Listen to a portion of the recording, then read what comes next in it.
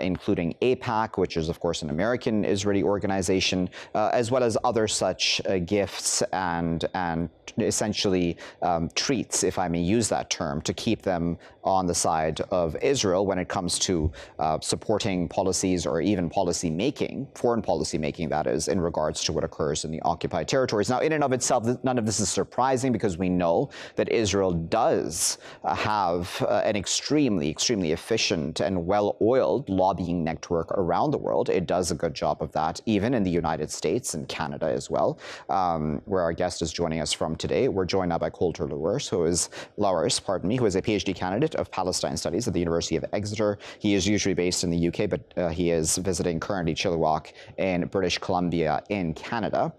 Colter, thank you for joining us today.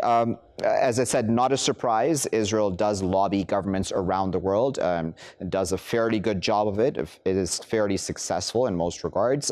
What do you make of this report by Declassified UK? In and of itself, it is disturbing, is it not, that for a democratic country like the UK, which I would think would say that it is fairly neutral, that in fact it is not? Well, I think it's important to recognize that historically, the United Kingdom has, Israel's lobbying, political lobbying in the United Kingdom has very deep roots. It stretches back at least as far as 1917 and the issuance of the Balfour Declaration, in which the British government pledged, the British Foreign Secretary, Lord Balfour, pledged on behalf of the British government to assist in the establishment of a national home for the Jewish people in a territory, namely Palestine, which was overwhelmingly at the time not Jewish. And I think it's important to note when discussing the Israel lobby that to a significant extent, its efforts to influence British foreign policy have been facilitated by British national strategic interest. So again, returning to the Balfour Declaration, one of the motives for British support of the establishment of the State of Israel in 1948 and so on was this idea of creating a strategic partner, a buttress for the Suez Canal in a region, while also creating a lightning rod for political content in what was considered to be a very politically volatile region.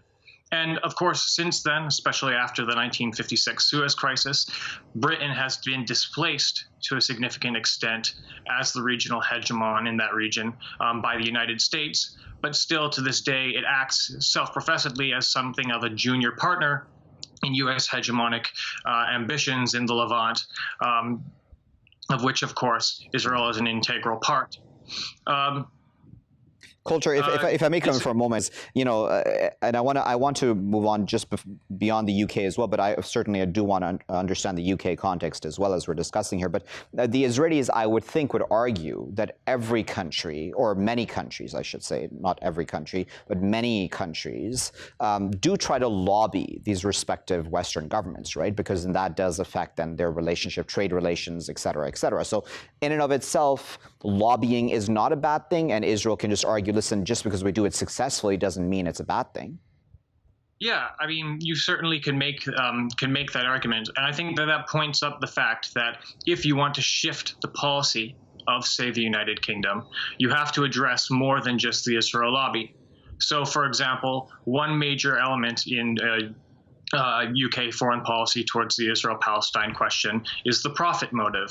So, in 2018, during the Great March of Return, Palestinian March of Return, when Palestinians in Gaza set upon the fence to try and end the blockade that was suffocating them economically, and Israel gunned them down with Israeli snipers. The British government at that point in time okayed the largest number of arms sales to Israel in recent history. Arms sales to Israel at that time reached an apex. And so that is to say that when the Israel lobby approaches the British government, especially now when it approaches this current government, the conservative government of Boris Johnson, it is to a significant extent pushing against an open door.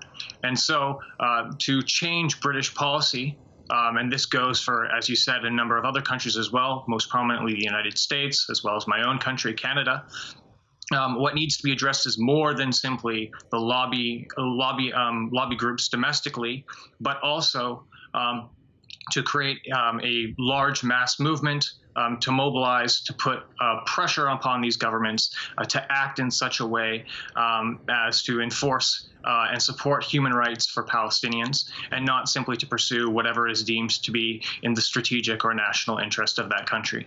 Talk about national interest then. So, I mean, you've already mentioned the UK and described for us that the UK also gets something out of this relationship with Israel, which is within its own national interest. But I wonder if that's the case for each one of the countries that is then within this sphere that we may discuss, right?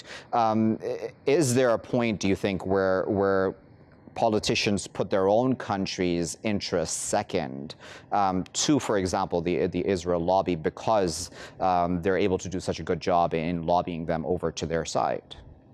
So what I would say is this: take the United States, for example, the most influential country in that region. When, for example, a core U.S. national strategic interest is at stake, the Israel lobby is generally powerless to budge the United States. A perfect example of this was the Obama administration in 2015 and the JCPOA deal with Iran. Israel was, of course, completely opposed to that deal. Benjamin Netanyahu did everything he could to sabotage it, including coming to the U.S. Congress to give a speech. And yet, the Israel lobby was unable to shake the Democratic Party, unable to shake Obama from that political trajectory. On the other hand, when we're talking about an issue at which a core national interest of the United States is not at stake, even if it might have some negative consequences for U.S. policy, then the Israel lobby can be quite successful. And a good example of this would be the Israeli settlements. The United States has no real core national interest in the Israeli settlements.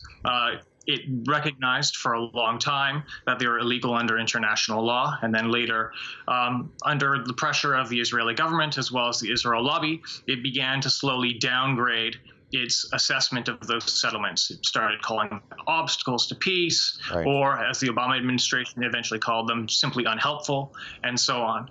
So, yeah, when a core national interest of the United States is not at stake, the Israel lobby can be quite effective in shifting U.S. policy in a direction that it would prefer. Colter, we'll have to leave it there at that, but we really appreciate you getting up early in the morning there from Chilliwack in BC to share your thoughts with us. Colter there was discussing with me this report that's come out of Declassified UK, discussing the fact that a third of the British cabinet, including the Prime Minister, have been funded by Israel or pro-Israel lobby groups. In and of itself, as I discussed there with Colter, lobbying does happen. I mean, many countries lobby Western governments, so it's not like Israel is unique in this matter, but yes, it does it fairly successfully. Especially in those countries that it knows it has a greater interest in keeping on its side. Nevertheless, then this does then put into question those respective countries' then neutral, quote-unquote, stances when it comes to what happens in the occupied territories. The United States always talks about its special relationship with Israel, yet it also says it's the only one that can actually mediate peace, so to speak, between the Palestinians and Israelis. So if they are so heavily influenced, why not just come out and say, listen, we're not neutral in this regard and will never be neutral, because Israel's been able to successfully lobby us, and then both parties would need to find an actual neutral partner or a negotiator to actually bring them to a just solution. I'll be back with my next segment after this break. Welcome back, viewers. You're still here on Scope with me, Waqar Rizvi. It's been a while since we've discussed what's been happening in Iraq, and a lot has been happening in that country, certainly. But fairly disturbing news has just come out recently, and this was part of a statement by the Iraqi president, who submitted a draft Corrupt Funds Recovery Act to the Iraqi parliament. Now, his country says and estimates that around $150 billion of its oil money have been stolen from the country since the U.S. Got involved in the country in 2003. That is huge, of course, in amount, and for a country that has been trying to recover from a war, one could only imagine that if that kind of money had stayed within the country and had been used by the country itself, where Iraq would be standing today. And we're now going to discuss that with our esteemed panelists who are joining us today. We're joined by Mohammed Hussein, who is a policy director of the Iraqi Center for Policy Analysis and Research. He's joining us today from Sulaymaniyah. Joining us from Dubai is Aveen Karim, who is a Middle East analyst at Intellize, I should say, pardon me. And joining us from Brussels is Kawa Hassan, who is executive director of Stimson Europe. He's also senior fellow and director of the Middle East and North Africa program at the Stimson Center. Kawa, Aveen, and Mohammed, thank you to all three of you for your time today. Kawa, I'd like to start with you. As I said, I mean, one can only imagine that if this 150 billion or so had remained within the country, where Iraq would stand today. But who do you blame, or where should the blame lie? Let me put it this way, for this level of corruption and the fact that this money has left the country? Thanks, Waqar. Thanks for the invite. So first of all, I have to say it's good that finally, a high-level official has come up with an estimate of the corruption that has plagued Iraq. But I have to say, even that figure is not accurate, and it's difficult to really come up with an exact figure of how corruption has plagued Iraq since 2003. But according to some unofficial estimates, even the figure could be higher, even somewhere between, I don't know, 300 to 400 billion to probably even $700 billion. So this is, in my view, these figures should help us to reconceptualize, redefine the word corruption, because I think in the case of Iraq, the traditional definition of corruption usually understood as economic corruption, personal greed, is not helpful. In my view, what is needed to understand the breadth and depth of this problem are two new concepts. One is state capture by ruling elites, and the second one is political corruption and not economic corruption. So in other words, this wouldn't have happened if the system in its entirety is not corrupt. In other words, the system is corruption, and therefore traditional tools will not help us to understand it, but also let alone to combat it.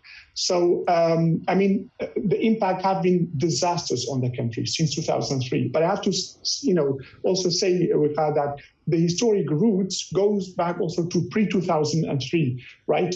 The corruption, also systematic corruption by Saddam Hussein, plus the sanctions imposed, UN sanctions imposed on Iraq from 1990 until 2003, destroyed all foundations of the Iraqi state. And then from 2003 until now, you have a new political order, which is built on muhassasa. That altogether has destroyed really the very shaky foundations of a new state, which was built in early 20th century. Back to you. Aveen, I'm going to ask a very obvious question, because I would think that many people are probably thinking this as we're discussing this, but considering that this money, and we're talking about since 2003, post-2003, a lot of people would just point the blame at the coalition itself, at the US, saying that, hey, ever since you got involved is when all this money, oil money of our country, has left the country and or been stolen. You did something wrong. I mean, is the US to blame here? Well, Waqar, first of all, thank you very much for having me again. I'll have to agree as well with Mr. Kawa saying that corruption in Iraq does predate 2003. However, ever since the US invasion in Iraq, corruption has become like a sort of disease. And over the years, this disease has spread to absolutely every institution and almost every aspect of daily life in Iraq. We can blame the US for the invasion and for not efficiently replacing the government that was toppled under Saddam Hussein. There was no replacement, no efficient replacement with a political system. And I think, it would be a bit hypocritical to just blame the US for what's happening in Iraq right now, because essentially in Iraq, you have two parallel states that are existing simultaneously. One that is run by, the public government that we see under Prime Minister Mustafa al-Kazemi, and one sort of like shadow state, if we can call it that, that is run by various other factions with their own militia groups. And these non-state actors are the ones that de facto control almost every key sector in Iraq. And what we've seen over the last 2 years or so is that there is no accountability of these non-state actors. They're the ones who are responsible for killing protesters, who are demanding an end to corruption, journalists, activists. They're also the ones who are responsible for attacks on foreign bases. And as we can see, there is no accountability. So I think we can blame the current political structure, which is essentially a product of the US-led invasion. Mohammed, what are your thoughts about this? I mean, I would think that as somebody sitting in Iraq, this probably makes you fairly sad, right? Because as I said, had this money remained within the country, and being used properly, Iraq probably would have progressed a lot more. Well, I would echo all what your guests said regarding the bulk of corruption and effects of corruption in Iraq's economy and public finance sector. So the problem is this number that came out from President Barham Saleh would be very much underestimate of the damage of corruption, or for the amount of money taken out or stolen from Iraq. So actually we have heard some numbers way much bigger than 150 billion US dollars. So the problem is the level of systemic failure in Iraq, the level of the institutionalized corruption in Iraq is not something you can handle by such a bill, or even if the bill would be ratified and became a law one day or hopefully soon, we still have a lot of problems to deal with. First of all, we don't have adequate law enforcement institutions to start with and to chase the people who have taken out the money from Iraq. So all the infrastructure and all the fertile ground that generated this amount of corruption in the Iraq's public sector and economy is still there to hinder any effort that would be taken to fight corruption and to handle corruption. Of course, this bill is a great step in the right direction. But we still need a very much reformist political willingness and political leader to take some actions and to get the law, the anti-corruption law, as a legal frame to fight corruption. Without such a leadership, without such a reform willingness, it's hard to be optimistic with the bill or with the law that will be made out of the bill. As your guests just said, the problem is not just like what happened after 2003. The institutional challenges and limitations of Iraq actually started from 1916s, when the private properties taken out from the firms and the business people, and they were kicking out, and the state elite is overtaking all their resources just to control the whole economy and the whole resources in Iraq. So we are dealing with like at least 60 years accumulation of 60 years problems and systemic failures, and it's hard to come up with a legal frame or regulatory frame just to start handling the problem and the issues, which is like very underestimated. If you look at it if I may come in, Mohammed, I wanted to, if you allow me, I wanted to bring Kawa back into the conversation, because Kawa, I'm looking at a list of companies, oil companies that is, international oil companies that currently function within Iraq and have licenses granted by the Ministry of Oil in the country, and they include the likes of BP, Italy's Eni, as well as ExxonMobil. And these are then from countries where, of course, we would know that there'd be less corruption, significantly less corruption than we're currently discussing in Iraq. But you would think that they would also have enacted anti-corruption practices while functioning in the country. I mean, is there some responsibility, do you think, possibly, on the part of some of these companies, and how they're more lax then in how they function within Iraq? Well, I think, and also I agree with Mohammed and Aveen about their analysis about the root causes of the corruption in Iraq. I think big oil companies, look, I mean, they may be in some cases, they may have paid kickbacks to, certain people, government officials, political leaders to get some contracts. Yes, there may be some responsibility there, but I guess, and in my view, the overwhelming majority for the current systematic corruption in Iraq lies with current Iraqi leaders post-2003 political order, which came to power. Also, U.S. is to be blamed partly for this problem.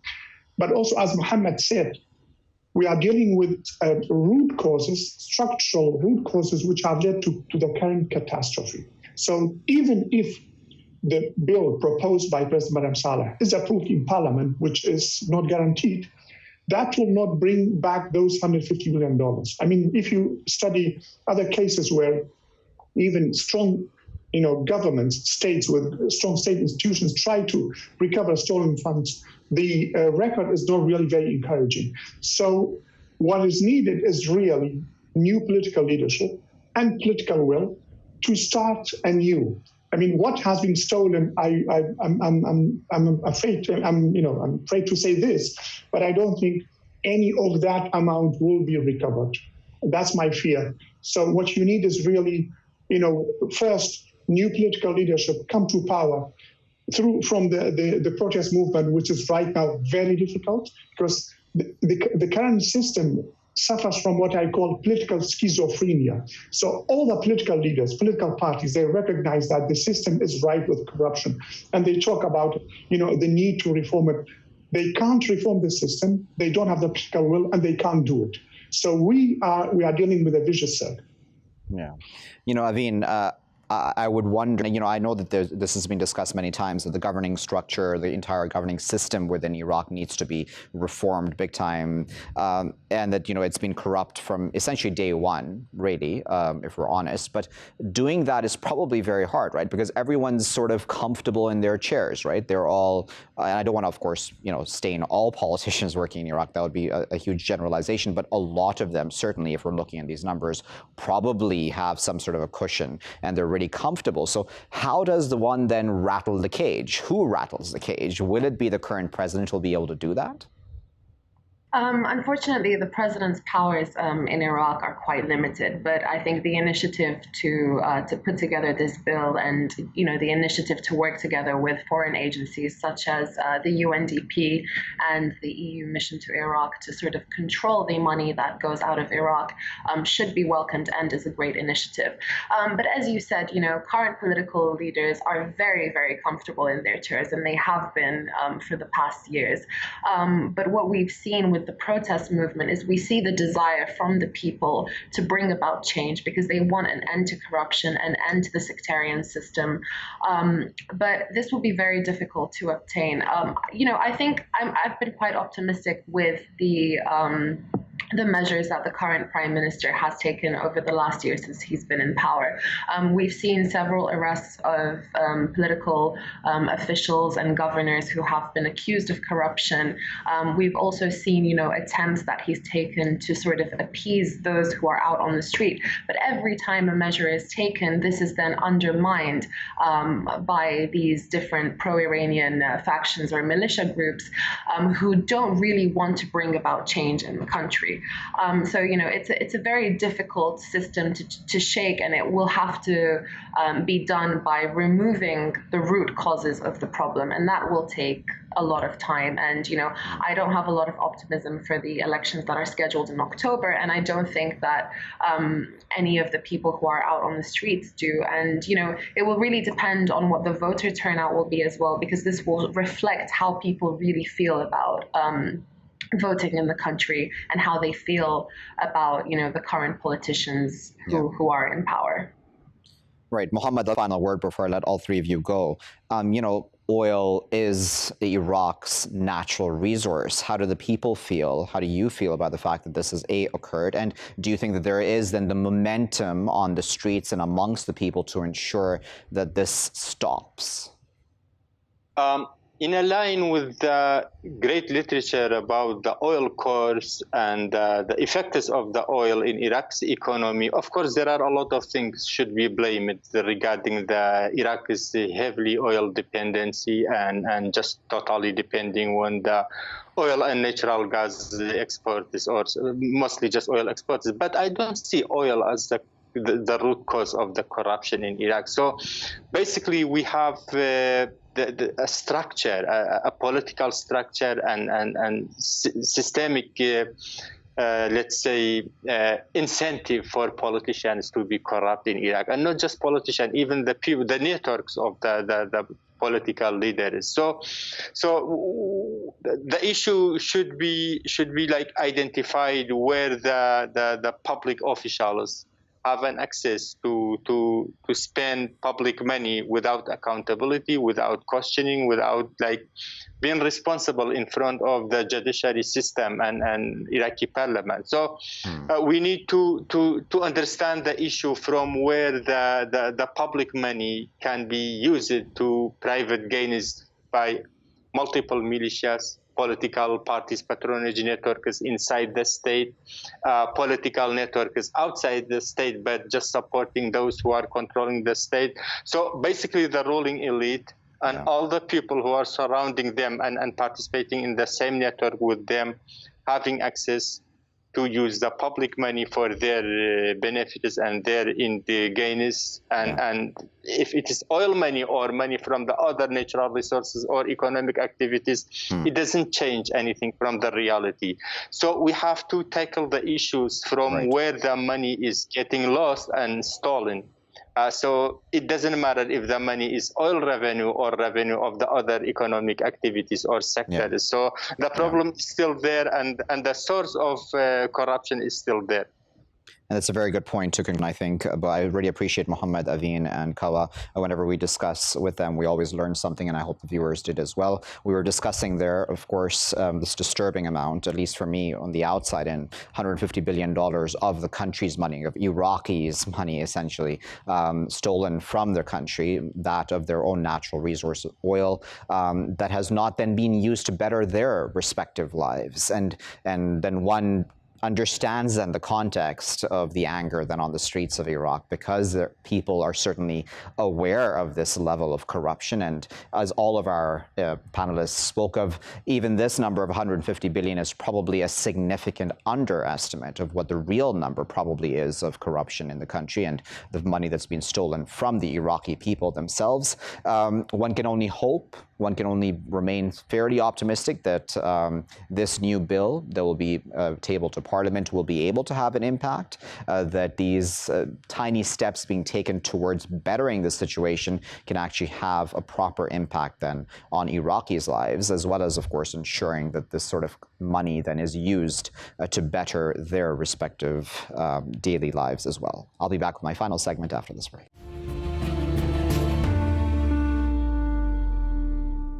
Welcome back, viewers. You're still here in Scope with me, Waqar Rizvi. Now, in the final segment of today's show, we're going to discuss the Syrian elections, which have just taken place. Of course, this is within Assad government-controlled areas, if I may use that longer phrase to describe those areas. Bashar al-Assad, as expected, has come out on top and has won those elections, I believe, by around 95% of the votes, if I'm not mistaken.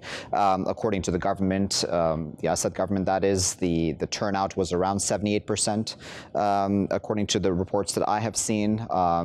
And of course, though, as one would expect as well, there's a lot of controversy about whether or not these were free and fair elections altogether. International observers were not allowed to observe these elections, as many of the countries around the world had asked to happen. And then, of course, there's a huge issue just of Assad's legitimacy overall, which has always been an issue to begin with when it comes to such elections being held.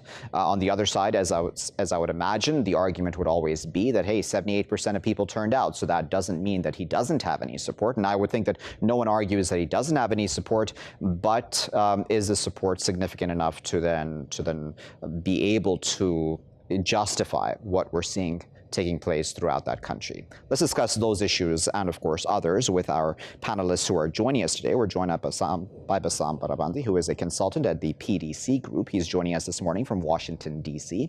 Joining us from Doha is Fadel Abdul Ghany, who is the founder and chairman of the Syrian Network for Human Rights. Fadel and Bassam, thank you both for taking your time to join us today. Bassam, let me start with you. As I said in my intro, I know that there was probably a lot of criticism of Bashar al-Assad, but he still does have his support in the country. How then does one then understand that, considering, of course, what we know about him? Having me, thank you very much.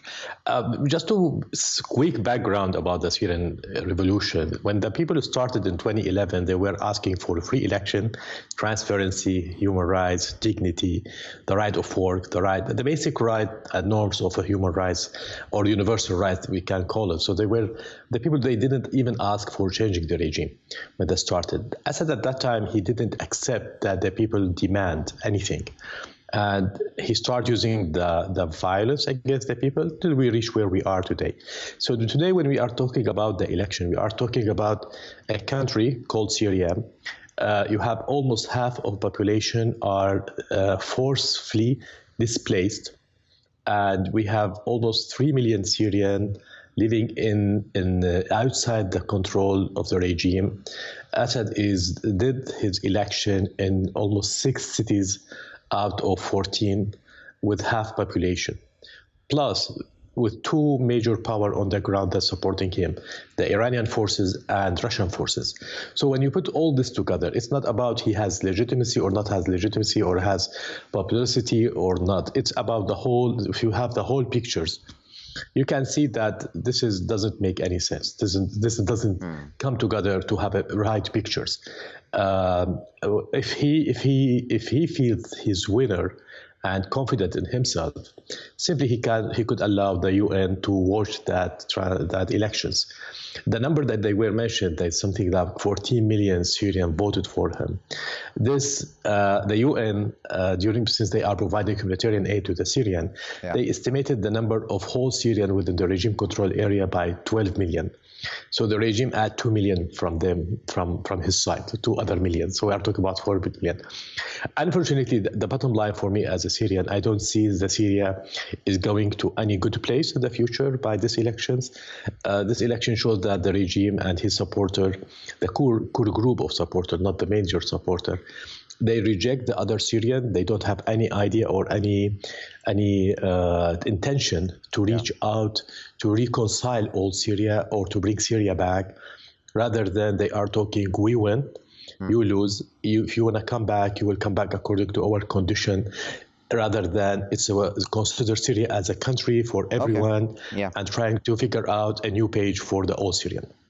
Fadel, I wanted to bring conversation as well. As I said to Bassam, Bashar al-Assad does have his support within the country, but it's really hard to gauge, how much support or lack of support he has, because again, we just don't know those very specific numbers in a neutral, objective fashion. But his supporters are very, very gung-ho supportive of him, right? So I mean, even via social media and the number of Syrians that I know on both sides, of course, both pro-Assad and anti-Assad, their arguments on the pro-Assad side are that he provides stability in their eyes, in the sense that through this war that they perceive as being brought in from the outside of the country to them, that he is this island of stability. What do you make of that? First of all, if Assad won with this percentage, why he killed and displaced all of these people for just 5%? He's strong enough to keep them and to let them opposite him. Second, we cannot say this is an election. Based on the law, the election definition should be based on the free to choose. What we saw and what we monitored, not just only Syrian Network for Human Rights, but other also human rights group, that this election is imposed mainly by approximately 200,000 security services members. Which is we cannot even use the term of election. So this is not an election. And now if we need to move ahead in order to analyze this election. This election actually based on Constitution 2012. What is this Constitution? This built by Assad himself, created a committee to formulate a constitution suit for him to win forever. Of course, Assad will win based on this, because all the authority under his hand, the jurisdiction authority and the legitimate authority. Secondly, also Assad is actually, even if they have a smart, loyal, or smart party, why they didn't choose someone else? Assad accused by UN, by Human Rights Watch, by us, to committed crimes against humanity and war crimes. So choose someone else. Be a bit smart. Okay. Third, this election is against the political process, Geneva political process, even Astana political process, which is created by Russia, his allies. So because this is election mean, why he at the same time engage at the Constitutional Committee? This is against the UN Security Council Resolution 2118, 2254.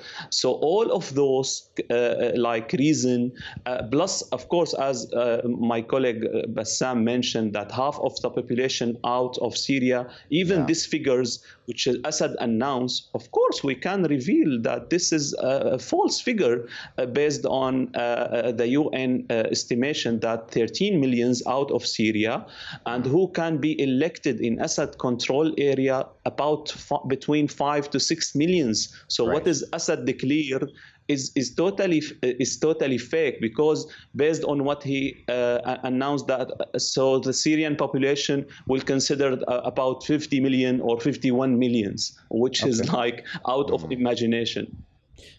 Bassam, and what is a step forward? As Fadel there correctly said, we do have this process, the Geneva process. We're meant to be talking about constitutional changes, of course, very significant ones. A new constitution is meant to be written altogether. What do you make of that process as well? I mean, are we going to get to a point in the near future, and medium future, long-term future, where we will have then those who oppose Assad as well as those who support Assad possibly around a table discussing their country's future together? Because that's key, right? I mean, we do not want external actors to be leading and deciding for the country, but we want Syrians themselves to be doing so. But the last statement you mentioned is very much the ideal thing, that let the Syrians decide the fate of their countries, not the outside actors. But in reality, the Constitutional Committee itself is created by outside actors, Iran, Turkey, and Russia. Look, we have trend in the history from World War II till today that whenever there's a conflict, any conflict in the world, and the stakeholders or the regional power or the superpower, they don't agree how to solve that problem. They just let the UN to interfere. So the UN save face for everyone and buy time for everyone except the victim of the conflict. And that's exactly what happened in Syria. So today we have a process called Constitutional Committee. It's in theory get the Syrians together in order to discuss the future of the constitution as backbone for building peace for Syria.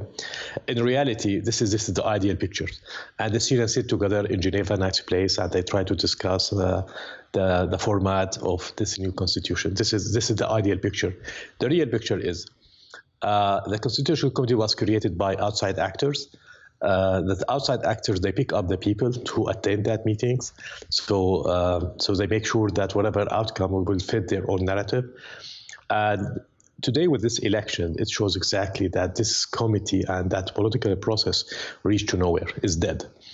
Now you have a new fact, according to the Russian, Iranian, that you have a new fact, you have a new president. He's staying for 7 years.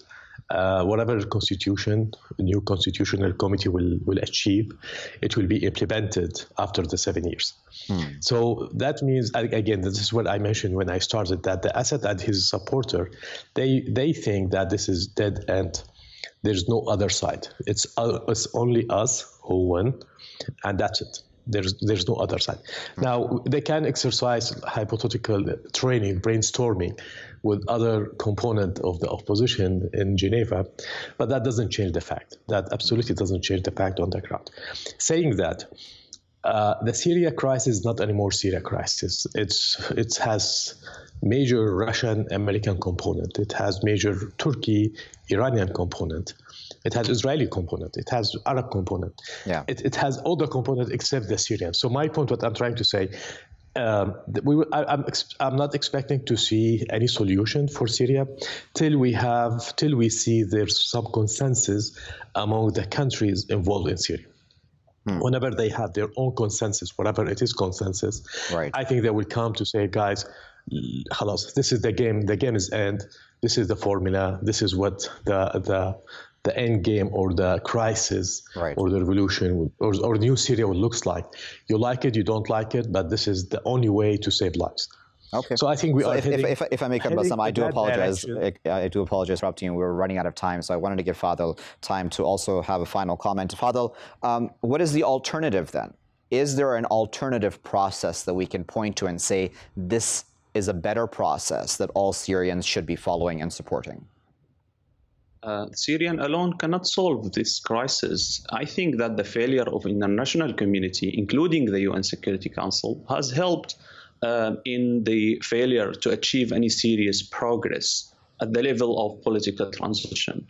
With no progress made toward any political transition for democracy, this failure, along with the complete impunity granted to the Syrian regime, helps the regime to continue to challenge the international community and hold this ridiculous presidential election. So, and I think that after the OBC, for the Organization for Prohibition of Chemical Weapons, declare that Assad involved in several chemical weapons, which we are talking about mass destruction weapons, and Assad now again holding this election, that means total responsibility for the liberal country to move ahead and to achieve what is they promise to be achieved via Geneva process. I think this Assad is keep insulting and Syrian alone cannot solve this crisis with because Assad also is not alone. He get like a decisive support from Russia mainly and from the Iranian. So I think I don't see any hope in the near future unless there is like a political willing to force Assad to implement the political process. Very well. We'll leave it there. I really appreciate both Fadel and Bassam for taking their time out and for sharing their expert insight with us. Bassam was speaking to us there from Washington, and Fadel was speaking to us today from Doha. We were discussing the elections, the presidential elections, that is in a number of cities in Syria, government-controlled cities, of course, that have come out with a result of 95% votes for Bashar al-Assad. He will then remain in power in those respective areas then as president. This, I don't think anybody, even on the pro-Assad side, thought that this sort of election would actually resolve the major macro issue here, which is who should really be governing Syria and when will Syrians of all walks of life, both those who oppose Assad as well as those who are pro-Assad, when will they get the chance to sit around a table, talk to each other directly without any other person or any other country involved, to be able to then resolve their country's issues just amongst Syrians? Until such day, as we have outlined in this conversation, with all the external powers and their respective differing national interests in the country, it's very hard to see the light at the end of the tunnel at this point in time. I'll leave it there for now. I've been Waqar Rizvi. Thanks for watching.